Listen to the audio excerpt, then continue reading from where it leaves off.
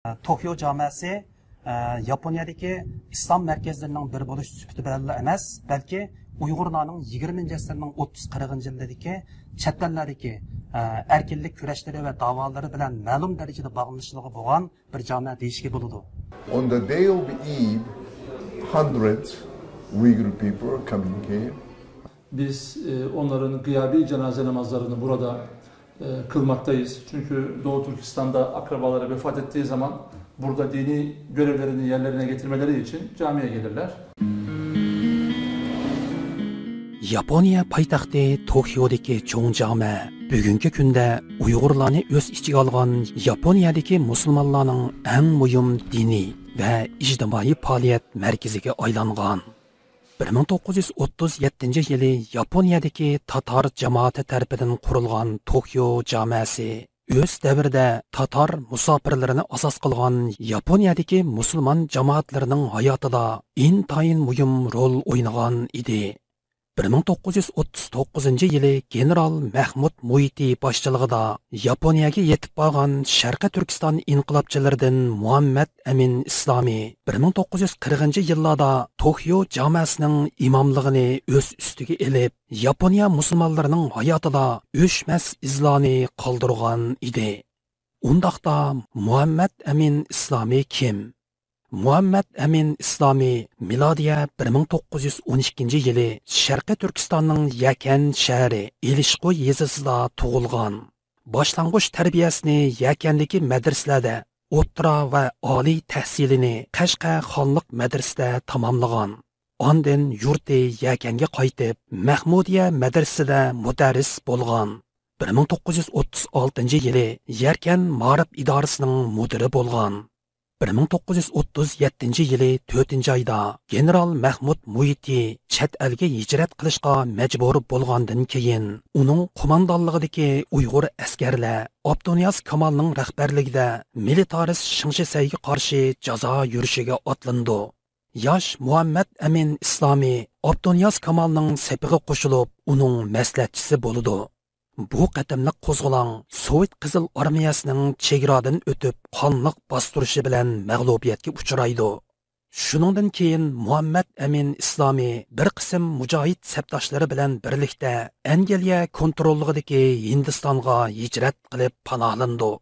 U Lahorda general Mahmud Muiti bilan qayta uchrashib, uning ruxsati bilan Hindistonda islomiy bilimlar bo'yicha o'qishni davomlashtirdi. General Mahmud Muiti 1939 yili Hindistondan ayrilishga majbur bo'lib, Yaponiyaga safar qilganda Muhammad Amin Islomiy uning bilan birga Yaponiyaga bordi.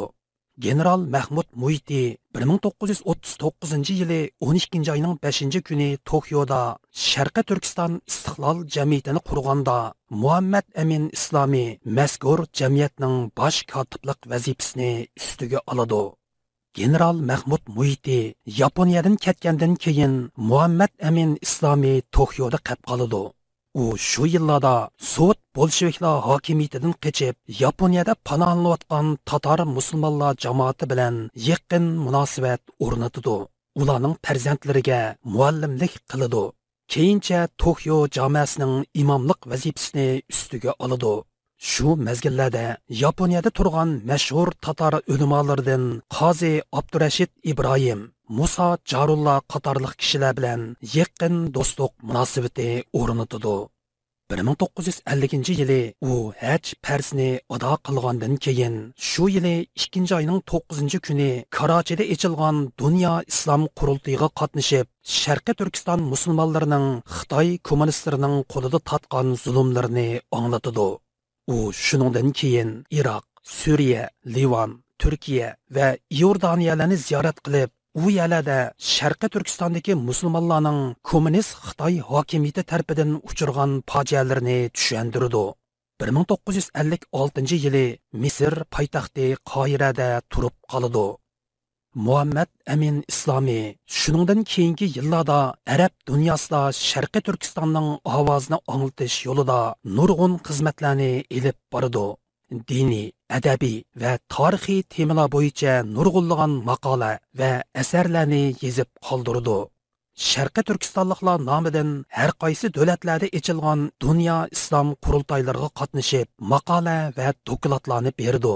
1970 yillarning oxirlaridan boshlab u Jiddadagi Saudiya Arabiston radiosining Turkiston bo'limida ishlab, Uyg'urlarga munosabatlik diniy, adabiy va tarixiy programmalarni anglatadi. Muhammad Amin Islomiy 1988 yili Saudiya Arabistonda vafot bo'ldi. Uning jasdi Sharqiy Turkistonlik muhojirlar tarafidan Makka Mukarramdagi Jannatul Mualla qabristonligiga dafna qilindi.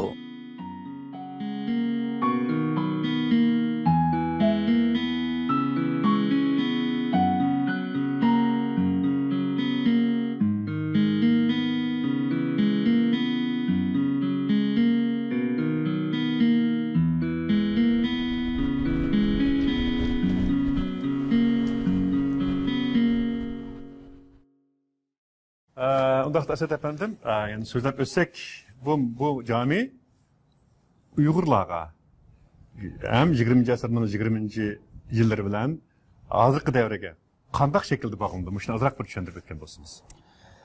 Rəhmət. Tokyo camiasi Tokyodagi eng cho'ng va tarixi eng uzun jamialarning biri.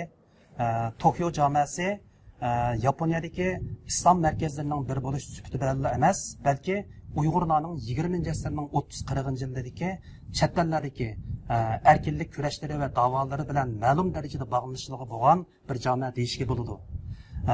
Hamda Tokyo jamiasi 20-ci əsrning 20-ci yillarida Rossiyada Bolsheviklar inqilobidan keyin bir turkum tatarlar muajiratda bo'lib, bular Yaponiyaga qadar sig'inib kelgan. Bular Yaponiyada 20-ci əsrning 20-ci 30-cı yillarda faoliyat qilish jarayonida oxiri Tokyo jamiasini 1938-yilda rasmiy ochgan. Undan bu jamia tadrijiy kengaygan. 1939-yilga kelgan vaqtda general Mahmud Muhiti vatan uchun vatanni tark etishga majbur bo'lib Hindistonga chiqqan. Bu joydan o'zining atrofidagi odamlar bilan birga Yaponiyaga kelgan. Ya'ni Yaponiyaga kelgan vaqti 1939-yil.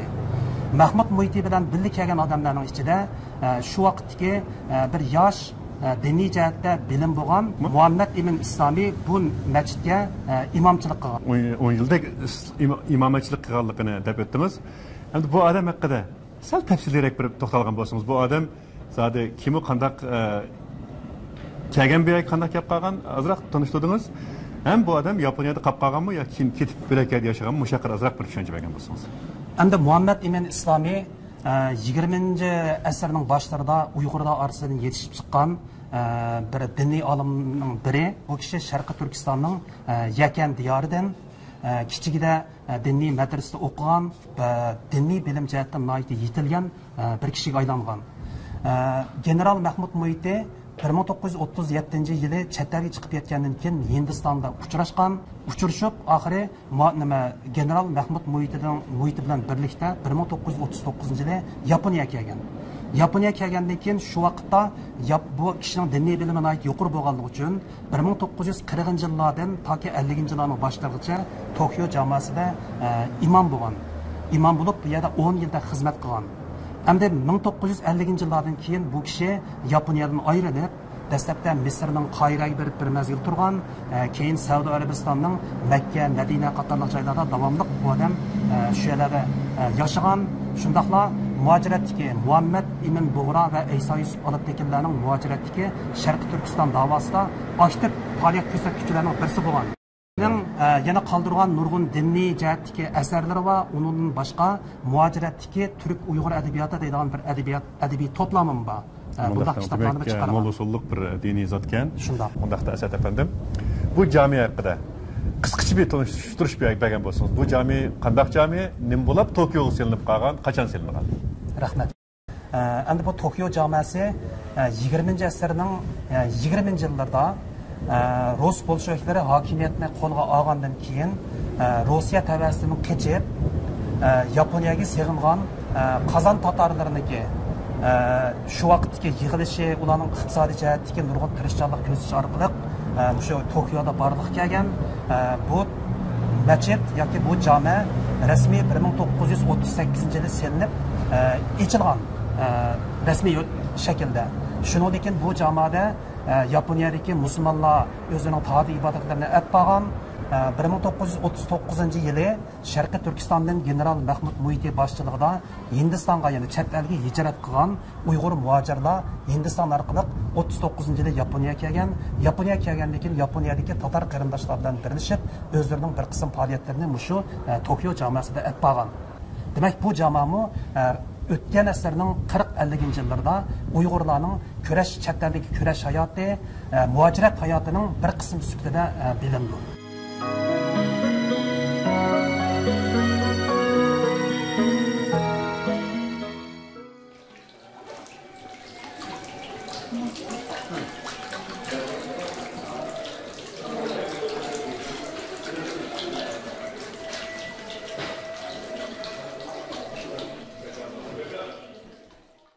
Some of them are coming on Friday, Juma prayer. Some of them are coming. On the day of Eid, about hundreds Uyghur people are coming here. Hundreds. Uyg'urlarning ba'zilari juma namozi uchun keladi. Hammasi emas, lekin hech kuni 100 dak Uyg'ur bu yerga keladi. Uyg'urlarning ba'zilari nikoh uchun keladi. Bu masjidda har oyda 3-4 nikoh o'qiladi. Albatta Uyg'urlar bu masjidga nikoh ish uchun kelmaydi. Jinoza namozi uchun keladi. Chunki Yaponiyadagi Uyg'urlarning ota-onalari Sharqiy Turkistonda olamdan o'tsa, ular qaytib boramaydi. Shunga bu masjidda g'oyibona jinoza namozi tushiriladi. Ba'zi Uyg'urlar halol yemeklik setib olish uchun masjidimizga keladi. Ba'zi Uyg'urlar yana masjidimizga ma'lum so'mda pulni yana qiladi. Ular musulmonlar qabristonligidan bir parcha joy setib oldi-ku deydi. This mosque, all the Uyghur gentlemen, I think 50-60 around, so they need the cemetery, especially for Uyghur people.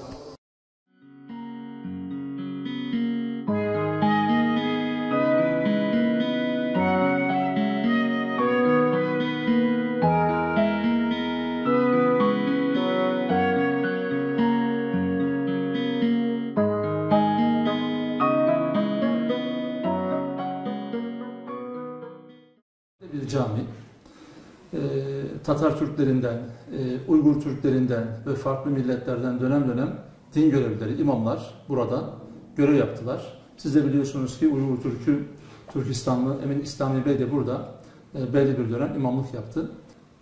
Tabii şunlardan bahsedelim. Öncelikle tabii ki Kur'an-ı Kerim ve temel dini bilgiler, İslam'ı anlatan faaliyetlerin yanında işte Türk kültür dersleri, Türk yemek dersleri, pasta dersleri, el sanatları dersleri, Arapça hat dersleri, koreografi, yine bununla beraber Türkçe dersleri, bir dönem Uygurca, Uygur çocuklar için konuşma dersleri vesaire bunlar hep yapıldı ve hala yapılmakta.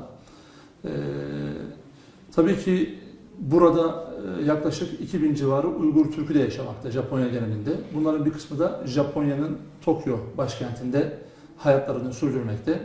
Tabii ki bu kardeşlerimiz Müslüman oldukları için ibadet ihtiyaçlarını, dini öğrenme ihtiyaçlarını kısmen de olsa camimizde yerine getirmekteler. Cuma namazlarına camiye gelirler. Hafta sonları düzenlenen derslere hanımlar, çocuklar katılım sağlarlar. Yine bununla beraber ben 2019 yılında buraya geldim. Yaklaşık 4 yıl kendileriyle 4 ayrı sınıfta Kur'an-ı Kerim ve temel dini bilgiler dersleri yaptık. Uygur büyük abilerimiz, gençler bu derslere katılım sağladılar. Ve muhtelif dönemlerde, dönem dönem hala camiyi ziyaret ederler. Burada bayramlarda olsun ve başka zamanlarda programlarını yaparlar. Cenazeleri olduğu zaman biz onların gıyabi cenaze namazlarını burada kılmaktayız. Çünkü Doğu Türkistan'da akrabaları vefat ettiği zaman burada dini görevlerini yerlerine getirmeleri için camiye gelirler. Bizden gıyabi cenaze namazı ve dua talep ederler. Biz de onların cenaze namazı taleplerini ve dua ihtiyaçlarını bu bağlamda yerine getirerek kendilerine destek olmaya çalışıyoruz. Sağ olsunlar hem bizi seviyorlar hem biz onları seviyoruz. Bu bağlamda da camimize sık sık ziyaret edip burada hal hatır gideriyoruz.